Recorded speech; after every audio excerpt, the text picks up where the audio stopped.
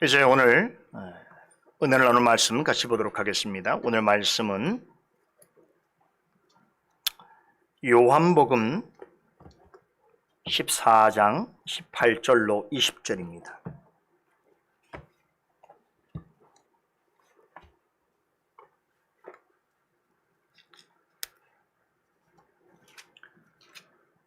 요한복음 14장 18절 20절 말씀 봉독해 올리겠습니다.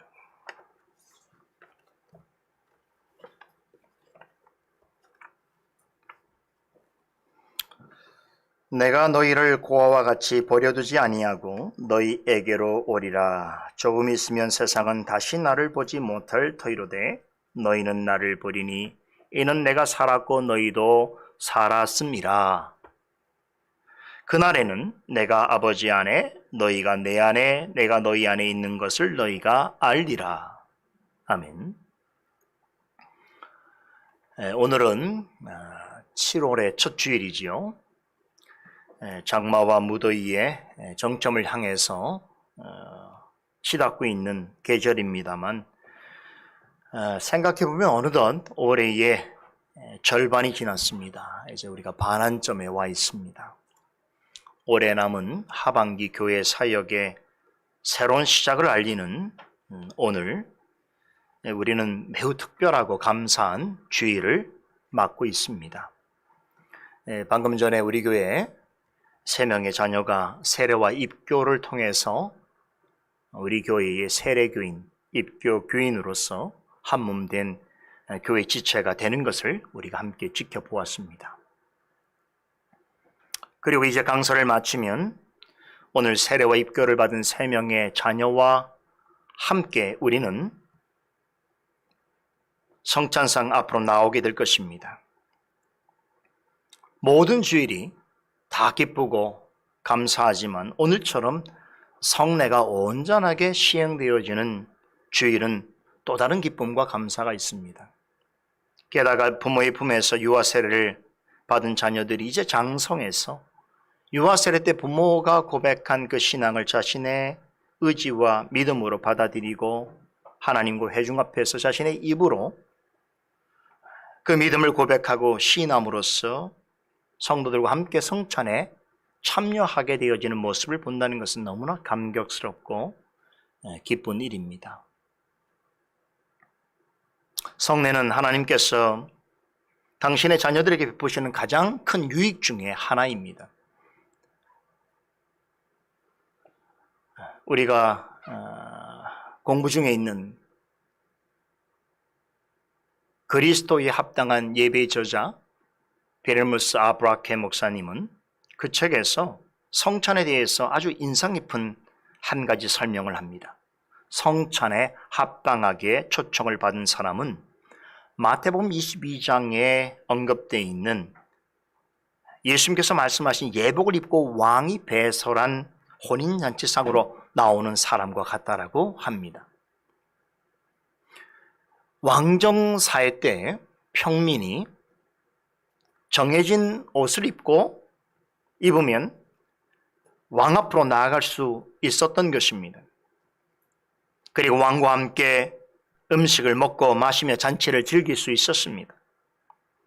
예복을 입는다는 것은 평민으로서 왕과 같이 존귀한 자와 함께 할 수 있는 기회요, 또한 특권입니다. 우리는 성찬을 통해서 만유의 주여 만왕의 왕이신 주님 앞으로 나아가게 됩니다. 우리의 눈에는 성찬상 위에 떡과 포도주만 놓여 있지만 예수님의 살과 피를 표상하는 떡과 포도주는 예수님 자신을 가리킵니다. 예수님께서는 일반적인 음식인 떡과 포도주를 통해서 우리의 영원한 생명의 근원 되시는 예수님 자신뿐만 아니라 십자가에서 우리를 이루신 구속의 모든 은총과 축복을 아낌없이 베푸십니다. 떡과 포도주가 우리의 몸에 영양소와 생명력을 공급하듯이 그리스도의 살과 피를 곧 우리를 위해서 당하신 그리스도의 고난과 죽음을 믿음으로 받아들이고 그분을 나의 주님으로 사랑하고 섬기고자 하는 자에게는 이 예식을 통해서 영혼을 새롭게 하시고 강건하게 하시는 신령한 양식과 영적 은택을 아낌없이 주십니다. 이것을 통해서 우리의 영적 생명이 날마다 새로워지게 하시고 자라나게 하십니다. 그런 점에서 볼 때에 성찬은 그리스도를 믿고 고백하는 자들을 위하여 주님께서 마련해 주신 신령하고 복된 영혼의 잔치상이다, 이렇게 표현해도 과언이 아닌 것입니다. 자, 그런데 이 잔치상에는 아무나 참여할 수가 없습니다. 육적으로 죽어 있든지 영적으로 죽어 있는 자는 참여할 수가 없습니다. 믿음으로써 자신의 영적 상태를 돌아보고 면밀히 살펴볼 수 있는 능력이 부족한 어린이들도 성찬식에는 참여하더라도 성찬상 앞으로 나와 떡과 포도주를 취할 수 없습니다. 장년 성도라도 영적인 분별력이 없고 성찬의 의미를 깨닫지 못한다면 행할 수 없습니다. 고린전서 11장에 기록된 것 같이 주의 몸을 분변치 못하고 먹고 마시는 자는 자기의 죄를 먹고 마시는 일이 되기 때문입니다. 그 외에도 성경에서 가르치는 교훈을 전혀 받아들이지 않고 교회에 속해 있더라도 죄악된 행동으로 인해서 건증을 받고 있거나 구체적인 회개의 표가 없거나 바른 교리를 신뢰하지 않는 사람은 성찬상 앞으로 나올 수 없습니다. 더더욱 불신자는 더욱 그렇습니다. 성찬은 그리스도의 몸된 교회에 속하여 있으면서 하나님의 언약과 약속을 믿고 받아들이고 그리스도와 성도 간의 신령한 교제를 소망하는 성도에게만 시행되어져야 합니다. 이를 확인하기 위해서 성찬식 전에 목회자는 개인과 성도의 가정을 찾아서 신방을 하는 것입니다. 그리고 성찬을 시행하기 전에 말씀에 의거한 복음을 전함으로 듣는 자로 하여금 그것을 믿음으로 받아들이고 고백하는 시간을 갖게 하는 것입니다.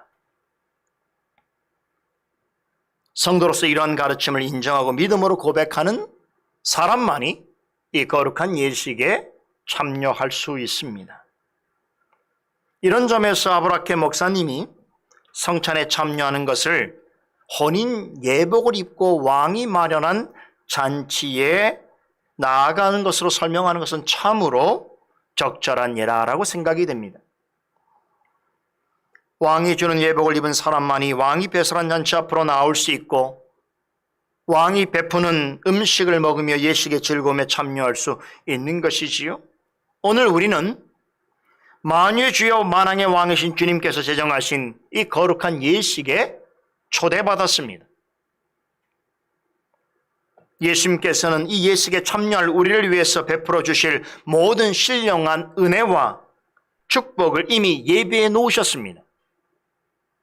이제 중요한 것은 우리 자신이 과연 이 예식에 참여하기에 합당한 예복을 입고 있는지, 다시 말해서 자신을 이 거룩한 예식에 초청하여 주신 주님 앞에 감사드리고 또한 주님이 원하시는 합당한 태도로 참여하고 있는지를 면밀히 살펴보아야 할 것입니다. 지금부터 전해드리는 말씀은 이와 같은 마음으로 성찬을 기다려왔고 또 오늘 합당한 태도로 성찬에 참여하고자 하는 성도에게는 더할 수 없는 큰 소망과 확신을 제공해 줄 것입니다. 혹시라도 여러 이유로 인해서 성찬 전에 합당한 준비를 잘 하지 못했거나 또 스스로 성찬에 참여할 예복을 아직 마련하지 못했다고 생각하는 분이라도 지금부터 전해드리는 이 강설 내용을 잘 주목해서 듣고 성령의 도우심과 말씀의 은혜를 힘입어서 성찬상 앞으로 나오게 된다면 이 거룩한 예식을 통해서 약속해 주시고 베풀어 주시고자 하시는 신령한 은혜와 유익을 누리게 될 것이라 믿어 의심치 않습니다. 오늘 본문은 예수님께서 제자들과 함께 마지막 유월절을 지키시는 중에 전하신 말씀 중에 몇 구절입니다. 이 말씀에 앞서서 요한복음 13장에서는 마지막 유월절에 제자들과 최후 만찬을 하신 이야기가 나옵니다. 이 자리에서 예수님 예수께서는 여러 동안 자신을 따르던 제자들에게 너희 중에 하나가 나를 팔리라라는 충격적인 말씀을 하셨습니다. 이것은 이미 예수님을 팔기로 작정한 가룟 유다를 염두에 두고 하신 말씀이지만 잠시 후에 있을 예수님의 십자가 죽음 앞에서 모두 주를 버리고 도망갈 제자들에게 경계로 하신 말씀이기도 합니다. 지금은 예수님 곁에 있는 듯 보이지만 제자들 스스로의 힘과 지식으로는 결단코 십자가를 지시는 예수님을 뒤따를 수 없는, 그들은 너무나 연약하고 무능한 자들이라는 것을 이 말씀을 통해서 일깨우셨습니다. 그러나 이 말씀을 들은 베드로는 머리를 가로저으면서 주여 나는 주를 위하여 내 목숨을 버리겠나이다라고 호언장담하면서 어떤 일이 있더라도 자신은 결코 주님을 떠나지 않을 것이라고 소리쳤습니다. 그렇게 확고한 결심을 피력하는 베드로를 향해서 예수님께서는 내가 나를 위하여 내 목숨을 버리겠느냐? 내가 진실로 내게 이르노니 닭 울기 전에 내가 3번 부인하리라 라고 답하셨습니다. 이 말씀으로 요한복음 13장이 마무리되고 있습니다.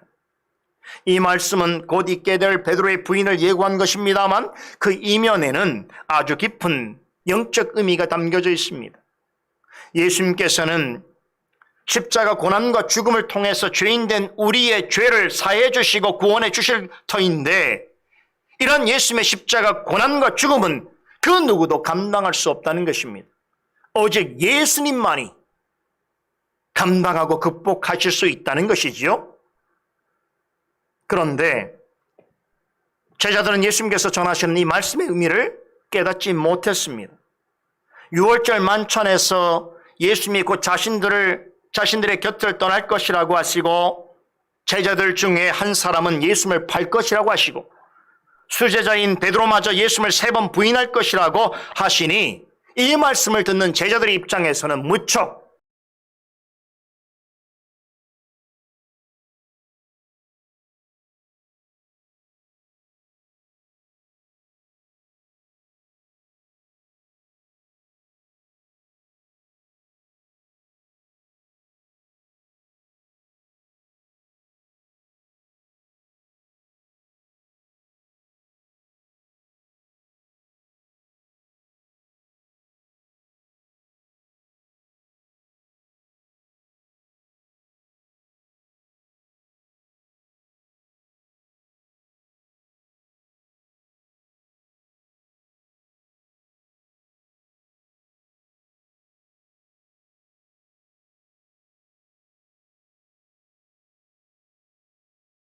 것이며 내가 보내는 진리 영인 성령은 너희 속에서 항상 내주할 것이라고 약속하여 덧붙이셨습니다. 지금까지 드린 말씀이 오늘 본문이 언급되기 전까지 상황을 아주 간략하게 요약해 드린 것입니다. 자, 이어서 등장하는 것이 오늘 본문인데요. 내가 너희를 고아와 같이 버려두지 아니하고 너희에게로 오리라 하신 그 약속의 말씀, 오늘 우리가 가장 주목해 보아야 할 말씀입니다. 오늘 본문에는 직접적인 설명이 언급되어 있지 않습니다. 문맥상으로 보자면 예수님께서 왜 이와 같은 비유의 말씀을 하신지 그 이유를 충분히 짐작할 수 있습니다. 예수님께서 마지막 6월절 만찬 자리에서 증거하신 말씀의 의미를 제대로 깨달은 제자는 아무도 없습니다. 사단의 꾀임에 속아서 예수님을 팔기로 작정한 가룟 유다는 예수님이 건네시는 떡 한 조각을 받고는 곧장 밖으로 나가버렸습니다. 그리고 남아있는 나머지 제자들은 한동안 예수님과의 대화가 계속되었지만 대체 예수님께서 무슨 말씀을 하시는지 알지 못하고 있었습니다. 그럼에도 한 가지 확실한 것은 예수님께서 거듭하여서 내가 너희를 떠날 것이라고 하시는 말씀에 제자들은 무척 당황했습니다. 큰 상실감에 빠졌습니다. 그럴 수밖에 없겠지요. 제자들 편에서는 이 말씀은 마치 자신들을 버리겠다라고 하는 예수님의 선포처럼 들렸을 것입니다. 가히 충격적인 소식이었습니다.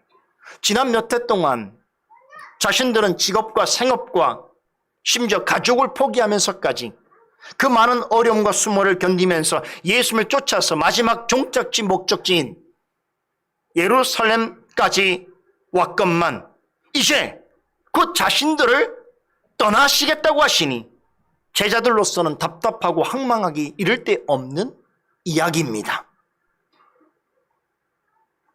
오늘 우리가 함께 주목해 보아야 하는 본문은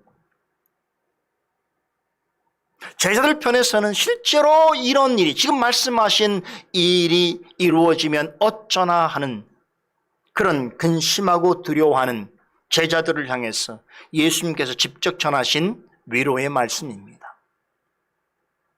예수님이 왜 제자들을 떠나야 하는지 깊이 생각하지 못한 채 그저 떠나신다라고 하는 그 말씀에만 창념하여서 근심하고 두려워하는 제자들에게 예수님께서는 그 많은 설명과 표현들을 대신하여서 내가 너희를 고와 같이 버려두지 아니하실 것이라고 하셨습니다. 우리는 이전에도 이 말씀을 많이 보았죠. 저도 사실 이 말씀을 늘 읽고 자주 알고 있는 표현이었는데 이번 강서를 준비하면서 제가 처음 생각해 본 것이 있습니다.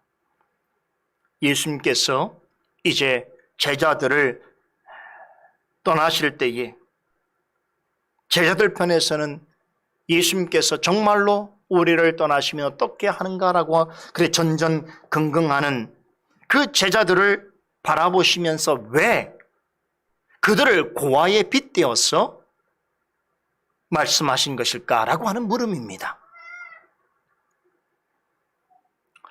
예수님께서 이 표현을 사용하신 것으로 보아서 예수님 당시에도 고아가 많았다는 것을 유추할 수 있습니다. 지금은 우리가 이 고아라고 하는 말을 그렇게 일상적으로 사용하지는 않습니다만 2019년도 통계에 따르면 전 세계적으로 약 1억 5천만 명의 고아가 있다고 합니다.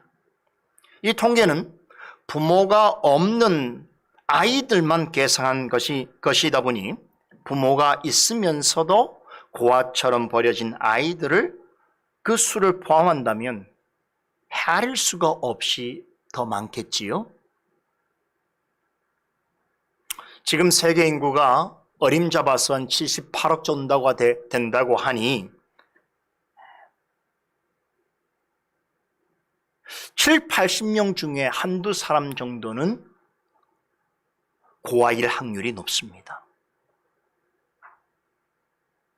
아무리 세대가 변하고 과학이 발전한다 하더라도 빈곤과 질병 자체가 사라지지 않습니다. 그런 것처럼 예나 지금이나 고아로 버림받는 아이들이 많습니다. 그렇다면 오늘 우리의 관심은 단연 이것이어야 합니다. 예수님께서 인류 역사에 항상 있어 왔고 앞으로도 계속 있을 고아들의 처지를 제자들과 우리들에게 적용하셔서 전달하시고자 하시는 교훈이 과연 무엇인가 하시는 겁니다. 여기에는 지금부터 우리가 좀 더 귀 기울여서 생각해 보아야 할 부정과 긍정의 교훈이 있습니다. 먼저 부정의 교훈부터 생각해 보면 이 말씀의 핵심은 예수님과 함께 하지 않는 사람은 고아와 다를 바가 없다는 사실을 말해 줍니다. 여기서 말씀하는 고아는 인생의 가장 비참한 상태에 있는 사람을 가리킵니다. 실제로 성경에서 과부와 함께 고아는 가장 불쌍한 사람을 대표합니다.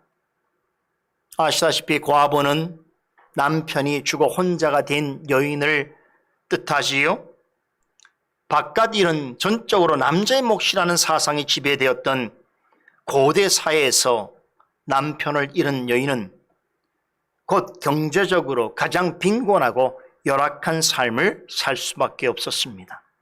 사회적으로나 법적으로도 마땅한 보호자나 후원자가 없는 과부는 누군가의 도움 없이는 살아갈 수 없었습니다.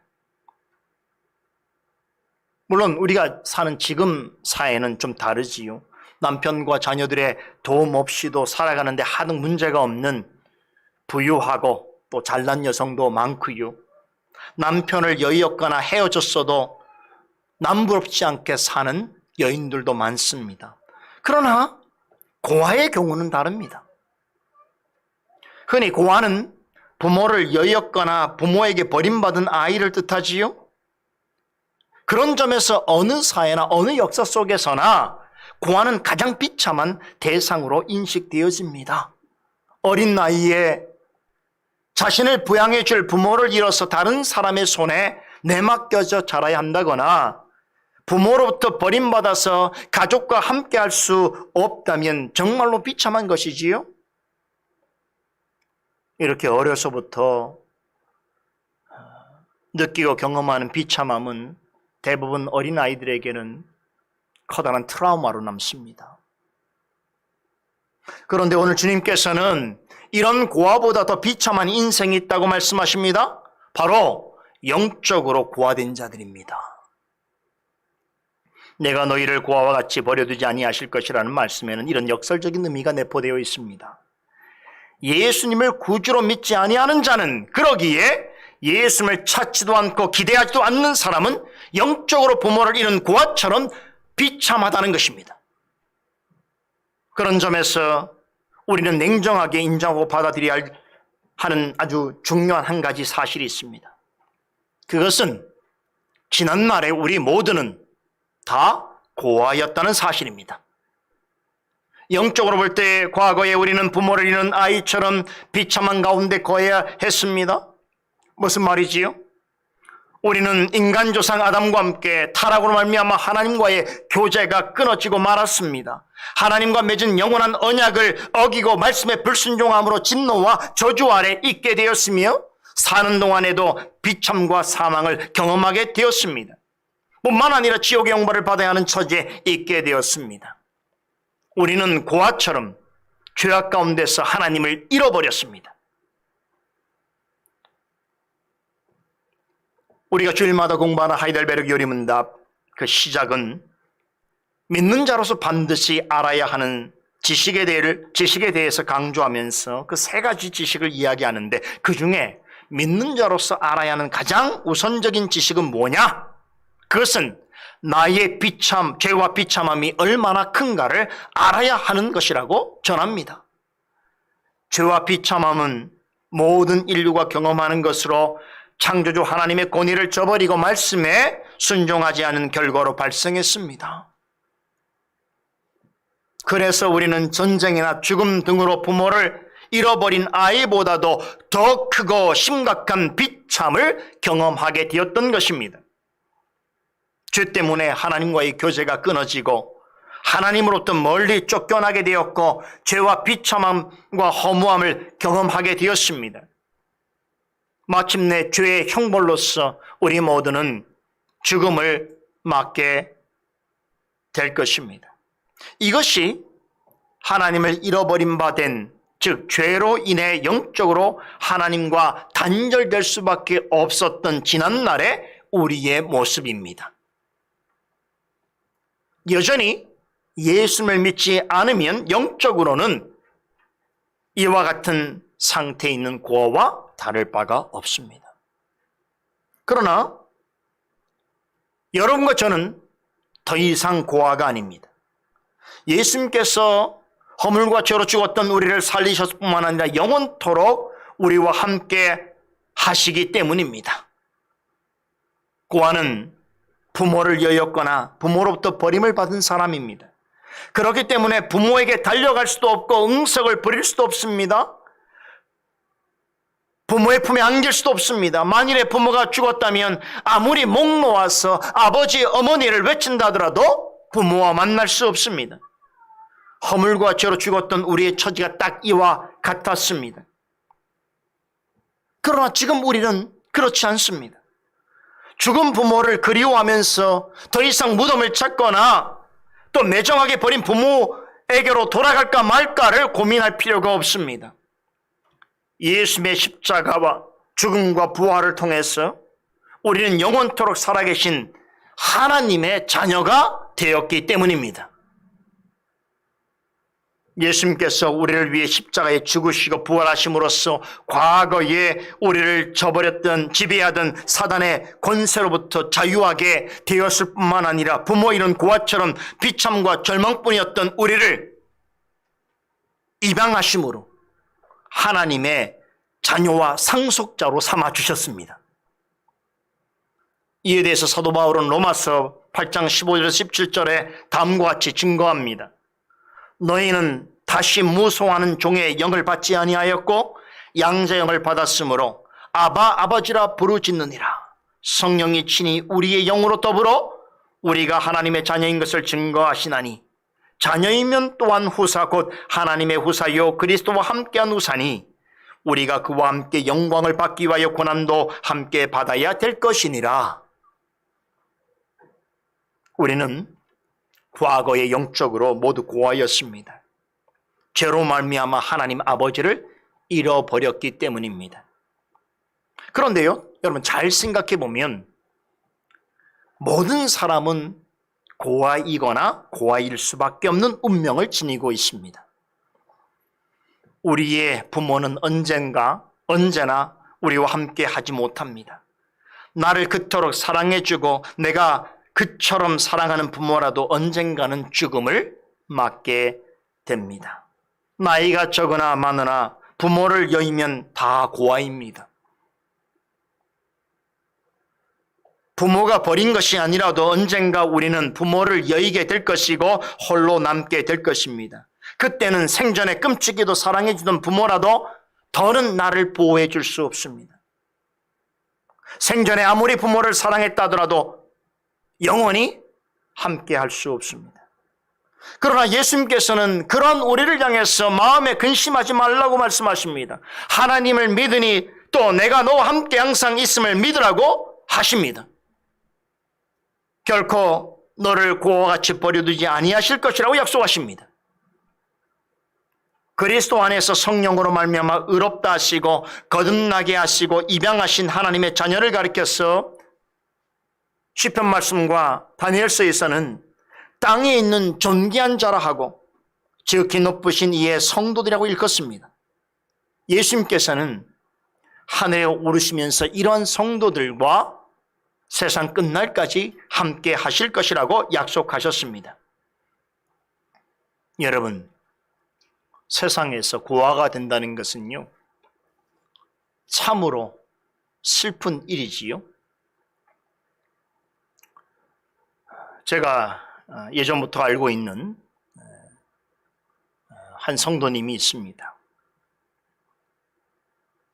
믿음의 가정에서 나고 자라서 오랫동안 신앙생활을 잘 해온 50대 중반의 여성도인데요.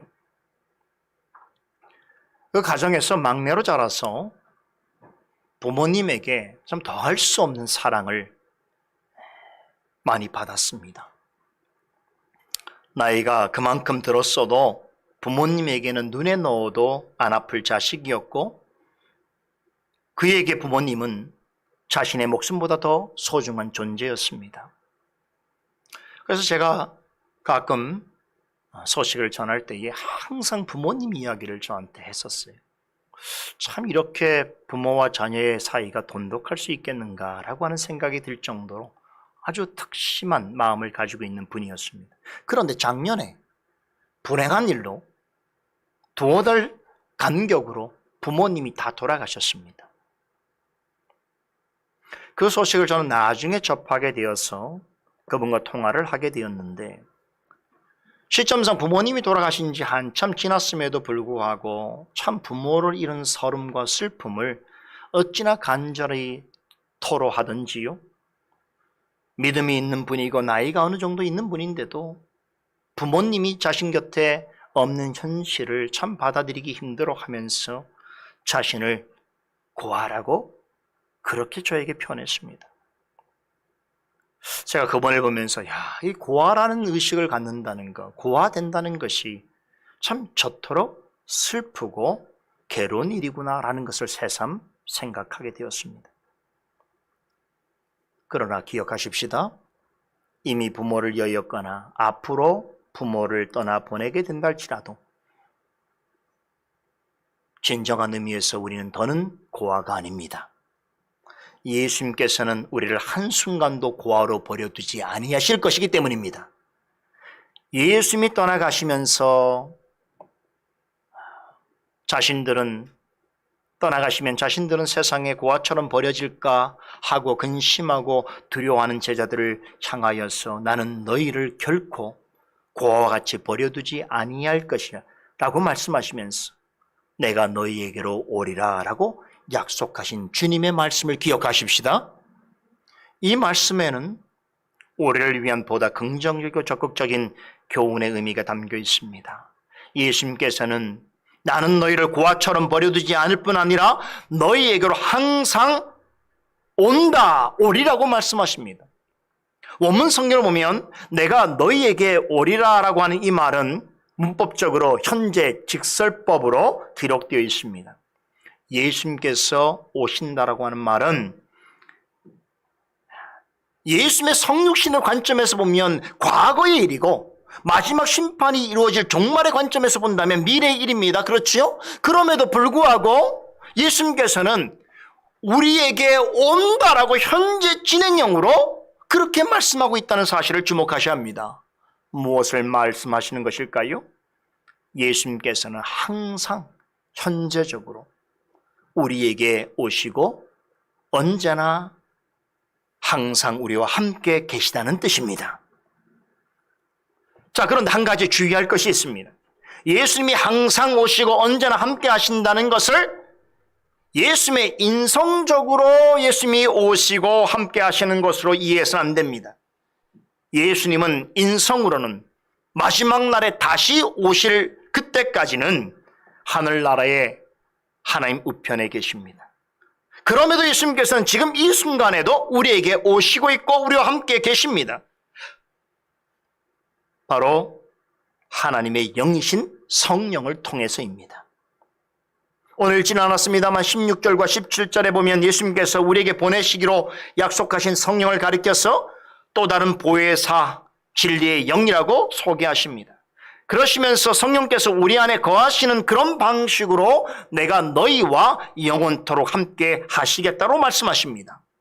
성령은 육체로서가 아니라 영으로서 하나님 예수님을 대신하는 대변자이십니다.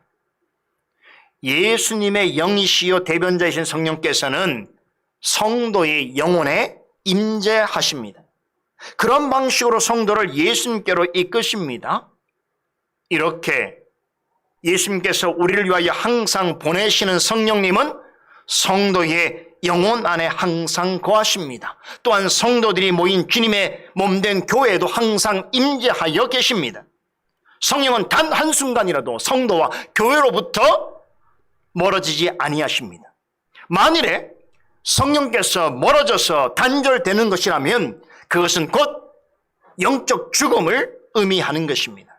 성령께서는 그리스도로 말미암아 의롭게 되시고 거듭나게 하심으로 하나님의 자녀로 삼으신 성도와 그들이 모여있는 몸된 주님의 몸된 교회를 결코 떠나지 아니하십니다.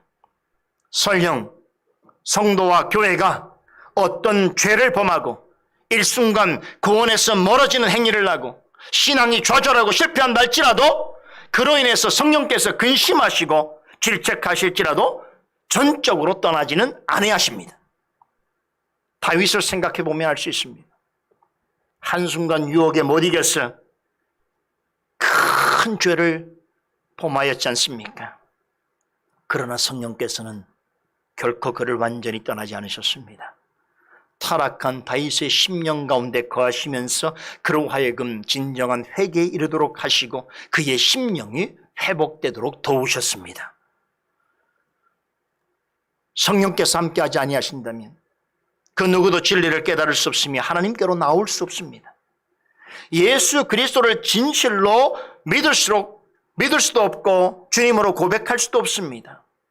그런데 이런 성령님의 임재는 항상 가시적으로 볼 수 있거나 확연하게 느낄 수 있는 것이 아닙니다. 대체로 성령께서 개인 성도의 심령 안에 거하시는 방식은 매우 섬세하고 은밀합니다. 그럼에도 성령의 분명한 임재와 거하심의 역사를 확인하게 하는 아주 중요한 방편이 있습니다. 가장 대표적인 것이 바로 말씀과 성례입니다. 예수님의 유일한 대표자이신 성령께서는 말씀으로 우리의 영혼에 거하십니다. 또한 말씀으로 그리스도를 나타내십니다. 그리스도께서 말씀으로 우리와 항상 함께 하시는 것을 깨닫게 하십니다. 말씀과 함께 그리스도께서 세상 끝날까지 항상 우리와 함께 하시겠다고 약속하신 방편이 있습니다. 무엇입니까? 바로 성례입니다. 성부, 성자, 성령의 이름으로 너희가 세례를 베풀고 성례입니다. 그 중에서도 성찬은 그리스도께서 성령을 통해서 우리와 항상 함께 하신다는 것을 나타내는 가장 탁월한 방편입니다. 성찬식에서 우리는 예수님의 살과 피를 상징하는 떡과 포도주를 먹고 마십니다. 우리가 말씀의 교훈을 따라서 믿음으로 떡과 포도주를 취할 때 예수님께서 우리를 고아처럼 버려두지 아니하시고 십자가에서 이루신 구속의 은혜와 복을 베풀어 주시기 위한 특별한 목적을 가지고 거룩한 예식을 하는 동안에 우리에게로 오십니다. 이때 예수님께서는 인성적으로나 혹은 물리적으로 임하시는 것이 아니라 성령으로 영적으로 임재하십니다. 성찬은 예수님의 고난과 죽으심의 의미를 아는 자가 그분이 나타내신 은혜에 참여하고 실제로 그 복을 맛보고 확신하게 됨으로써 예수님과의 깊은 영적인 교통을 누리게 되는 거룩한 예식입니다. 예수님께서는 이 예식의 자리에 항상 함께 계십니다. 그리고 이 예식에 동참하는 성도들이 믿음으로 이 일을 행할 때에 그들 각자에게 오셔서 교제하십니다. 이 모든 일은 예수님의 대변자이신 성령을 통해서 영적으로 이루어집니다. 다시 말해서 성찬상에 믿음으로 나아가게 될 때에 영적으로 임재하십니다. 성찬상에서 먹고 마시는 떡과 포도주가 우리를 구원하는 것이 아닙니다. 떡과 포도주는 예수님의 구원과 죽으심과 그로 인해서 성취하신 은혜와 축복을 상징하는 표일 뿐입니다. 실제로 성찬이 나타내는 은혜와 복을 우리에게 제공해 주시는 분은 예수님이시고 이것을 우리에게 적용하여 주시는 분은 성령님이십니다.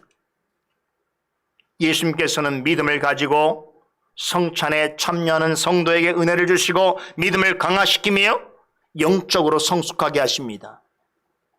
이 일들을 우리의 마음에 거하시는 성령님을 통하여 행하십니다. 너무나 중요하지요. 그렇다면 예수님께서 이런 방식으로 우리와 항상 함께 하시는 것을 누가 알 수 있을까요? 이에 대해서 본문 19절에서 예수님은 세상은 나를 보지 못할 것이나 너희는 나를 볼 것이라고 말씀하십니다. 이 말씀은 예수님께서 믿는 자에게 찾아오시고 믿는 자가 이렇게 오시는 예수님을 보게 되는 것은 일반적으로 우리가 알고 있는 눈으로 혹은 어떤 감각기관을 통해서 알게 되는 그런 것과는 확연히 다르다는 것을 말씀하시는 것입니다. 예수님께서는 오직 성령을 통하여 믿는 자에게 찾아오시고 함께 하십니다.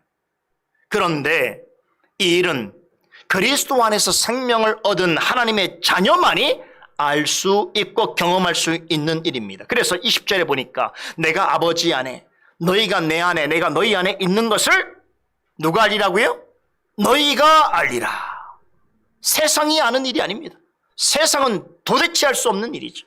어떻게 영적으로 이루어지는 이런 일들의 의미를 깨달을 수 있겠습니까? 그래서 비록 지금은 부족하지만 그러나 주님의 은혜를 받고 주님의 자녀가 된 제자들과 같은 성도들이 이 일을 알리라라고 말씀하신 것입니다.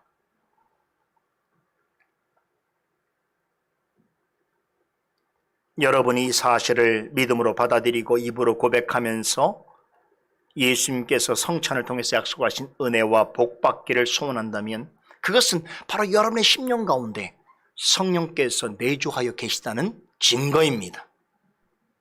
이것을 누가 고백할 수 있겠습니까? 또 그리스도께서 성찬을 통해서 여러분들에게 오셔서 함께 하시기를 원하시고, 그로써 여러분과 말씀과 성례를 통해서 약속하신 은혜와 복을 주시기를 원하시면서 나아가 여러분과 영적으로 깊이 교제하신다는 것을 의미하는 것입니다. 그동안 우리는 성찬에 대해서 많은 것들을 살피고 배워왔지요. 오늘 말씀에 근거한다면 저는 오늘 성찬의 의미를 말씀에 근거해서 두 가지 문장으로 요약하여 말씀드릴 수가 있습니다. 꼭 기억하시기 바랍니다. 예수님이 전하시는 교훈의 형태로 말씀을 드리면, 첫째는 너는 더 이상 고아가 아니다라는 것입니다. 내 육신의 부모를 여의었거나 내 부모가 너를 버렸을지라도 믿음 때문에 가족으로부터 배척을 받고 일가 친척으로부터 버림을 받을지라도 너는 더는 고아가 아니다. 너는 하나님의 자녀다라는 것입니다. 그러므로 고아처럼 부끄러워하지 말고 고아처럼 살지도 말아라. 내가 너를 영원토록 고아처럼 버려두지 않을 것을 믿어라. 내가 성찬에 놓인 떡과 포도주를 통하여 이런 나의 약속이 사실임을 보증하며, 그러니 마음에 근심하지 말고 좌절하지 말아라. 하나님을 믿으니 또 나를 믿으라라고 말씀하시는 것입니다. 둘째는 나는 너의 유일한 위로자로서 너와 항상 함께 하리라라는 것입니다. 우리말로 고아는 부모가 없다는 뜻이지만, 고아를 의미하는 헬라어 오르파누스라고 하는 말의 실제 뜻은요, 위로자가 없다는 것입니다. 그래서 킹제임스 버전 있죠? 흠정역 성경, 영어 성경은요, 이 번역을 그대로 충실하게 반영해서 고아를 우리가 알고 있는 orphan이라고 번역하지 않아요. comfortless라고 번역합니다. 우리말로 해석하면 위로자가 없다는 말이지요. 여러분, 위로자가 없다는 말의 반대말이 무엇입니까? 위로자가 있다는 것이지요. 여러분, 이 점에 있어서 우리가 반드시 기억해야 될 한 가지 단어가 있습니다. 예수님께서 우리에게 보내신다고 약속하신 성령, 지금 이 시간 우리와 함께 하시는 예수님께서 성령을 통하여서 우리와 함께 하시는 것을 나타내시는 바로 그 성령님의 닉네임이 뭡니까? 보혜사지요. 여러분, 보혜사가 무슨 뜻입니까? 보혜사는 헬라어로 파라클레토스라고 합니다.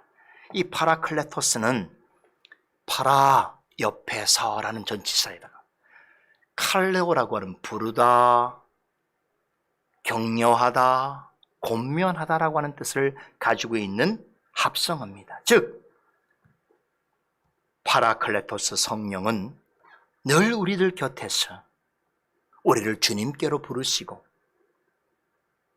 항상 우리 곁에 계시면서 말씀으로 우리를 격려하시고 격려하시는 분이시다라는 뜻입니다. 이러한 성령의 역할 때문에 성령을 가리켜서 위로자라고 부르는 것입니다. 그런데요, 보혜사라고 하는 이름은 성령의 이름인 동시에 우리 주 예수 그리스도의 이름이기도 합니다. 그래서 예수님께서 성령을 또 다른 보혜사, 자신도 보혜사이고 성령은 또 다른 보혜사라고 지칭하시는 것입니다. 이 말의 뜻이 무엇입니까? 예수님과 성령님은 다 같이 우리의 영원하신 위로자라는 뜻입니다. 예수님과 성령께서는 성찬을 통하여 우리와 항상 함께 하실 뿐만 아니라 우리의 참되고 유일한 위로자가 되심을 성찬을 통해서 나타내실 것입니다. 그리하여 이 성찬에 믿음으로 참여하는 모든 성도들에게 하늘의 위로를 허락해 주실 것입니다. 여러분, 말씀을 마치겠습니다. 진정한 고아는 부모, 형제가 없는 사람이 아닙니다. 참말로 가장 불쌍하고 비참한 고아는 예수님과 함께 하지 않는 자요, 성령께서 내주하지 아니하는 인생입니다. 하지만 이제 성찬에 참여하게 될 우리는 결코 고아가 아닙니다. 사나 죽으나 우리는 예수님에게 속해 있으며 예수님은 우리에게 속해 계십니다. 그러므로 우리는 영원토록 그분의 영원한 소유가 되며 그분은 우리의 영원한 위로자가 되십니다. 성찬을 통해서 예수님과 우리의 이토록 놀랍고 신비로운 관계를 우리는 확인하게 될 것입니다. 즐거워하고 만끽하게 될 것입니다.